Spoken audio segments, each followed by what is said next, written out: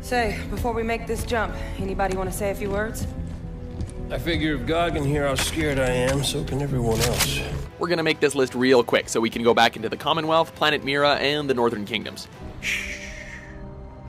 It's okay to be afraid. Welcome to WatchMojo.com, and today we'll be counting down our picks for the top 10 best video games of 2015. We gotta get the hell out of here!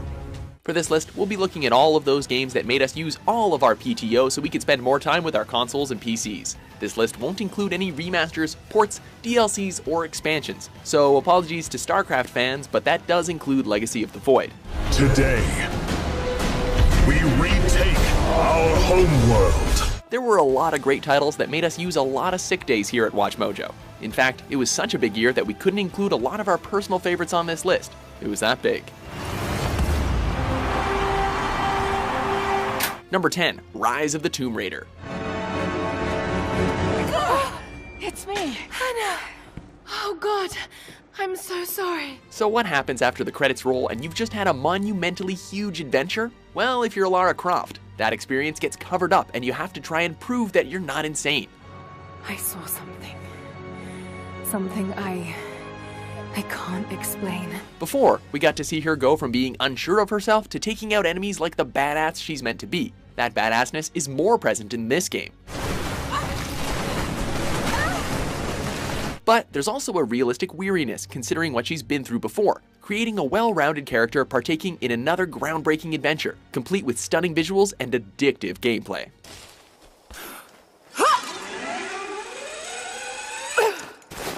Number 9, Splatoon.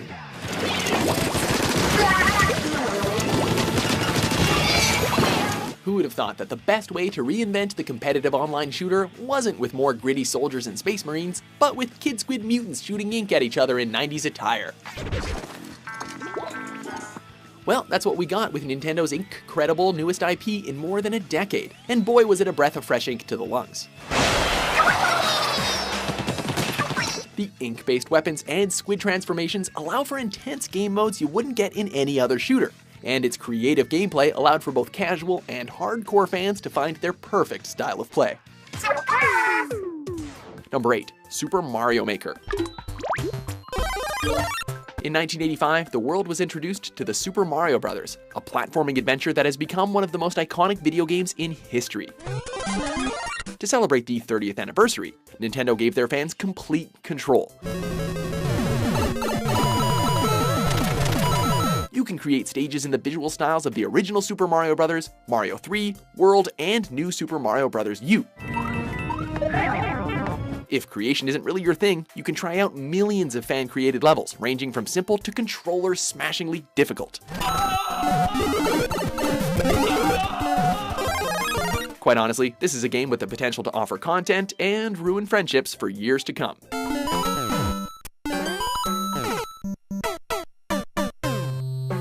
Number 7, Batman Arkham Knight, console version.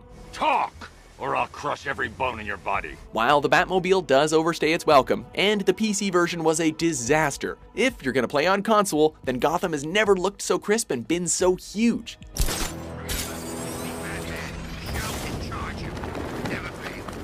The same gameplay you know and love is back and looks better than ever, so unless you tried to play on PC, there wasn't a whole lot to gripe about. On top of that, there's an interesting dynamic of having to deal with a series of hallucinations when Batman is hit with the Scarecrow's fear toxin. I'll be fine. You're not looking too good, old boy. This is still a great Batman adventure for gamers and other fans of the Caped Crusader. We're all counting on you, Batman. We'll get through this, I know we will. Number 6, Monster Hunter 4 Ultimate. That Ultimate in the title isn't just for show. This really is the best game in the series to date, and easily the best 3DS game to come out this year. All of the elements we've come to know and love are there as you set off into a huge world and hunt a wide variety of dangerous creatures. But the biggest selling point, beyond the graphics and gameplay of course, is the fully integrated online multiplayer. Surprisingly, 4 Ultimate was one of the only top quality games this year to have equal parts amazing single and multiplayer content. allowing for one of the most expansive gameplay experiences that a portable game has ever had.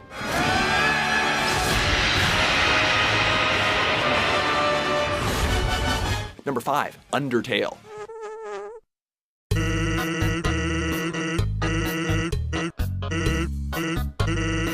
Aw, what an adorable flower.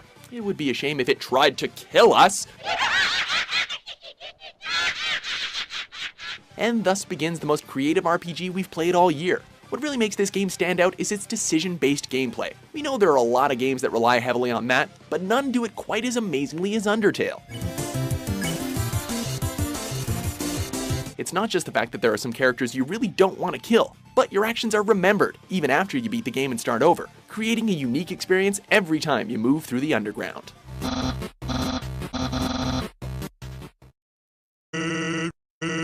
Number 4, Metal Gear Solid 5, The Phantom Pain. Be careful down there, boss. Snake? Snake?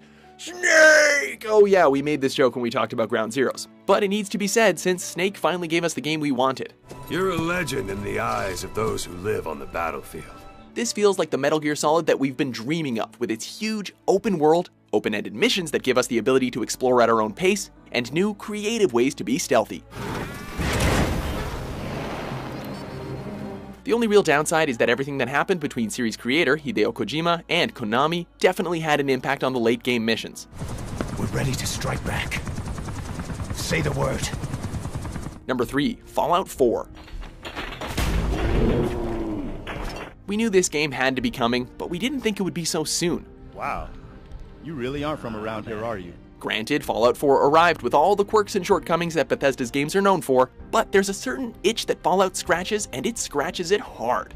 I think we can safely say that you're out of critical condition. We'd get online and complain about how the conversation system was nerfed, but we're just too busy. I mean, we have so many quests, and we're just 2 or 3 pieces of junk away from building that sweet new mod for our laser rifle. It might not be the most polished game of the year, but it might darn well be the most addictive. Don't want there to be any holdups in the unforeseen event of total atomic annihilation. Number 2, Bloodborne. Welcome to the hunter's dream. This will be your home for now. What is it about From Software games that keep luring us back? Is it the environment, the gameplay, the challenge? Probably all of those things combined. Bloodborne is the perfect marriage of that challenge, with an interesting setting and enough story elements to keep us going forward. What a mess you've been caught up in. It's hard as hell, but not so hard that we want to completely give up on it. It's not the most complicated story out there, but it's interesting enough, and the city of Yharnam is dark and well crafted, encouraging us to keep going and to deal with that bloodborne disease. It's really everything a video game should be. Beasts all over the shop.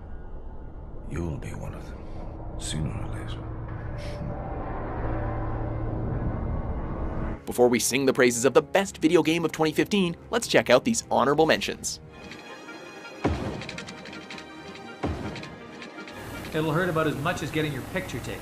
Indians thought cameras would steal their souls. Is that so? Well, let's hope they're wrong. I should warn you, stranger. Here in Gilded Vale, we have a special place for dissidents, charlatans, and those who would hide a curse in our midst.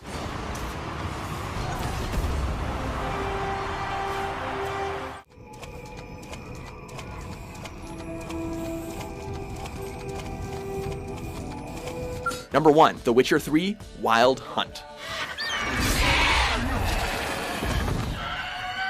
We almost called this one our most anticipated game of 2015 when we put it at number 2, but Geralt of Rivia gave us an adventure that screamed number 1 ever since its release in May. I'd walk the battlefield if I were you. The world of The Witcher has never looked so grand and felt so huge, complete with an improved combat system, unique weapon customization, an insane amount of replayability, and an engaging story that will have you ripping your hair out with anxiety over your choices. Oh, and the Hearts of Stone expansion is pretty perfect if you need more Geralt in your life. Are you always like this? I'm beginning to feel sorry for Triss and Yen. This is how you introduce an award-winning franchise into the next generation of gaming. Glad you know who I am. Haven't introduced yourself, though. Do you by any chance agree with our list? Which games are you glad you saved up for this year? For more top 10s published every day, be sure to subscribe to WatchMojo.com. Ah!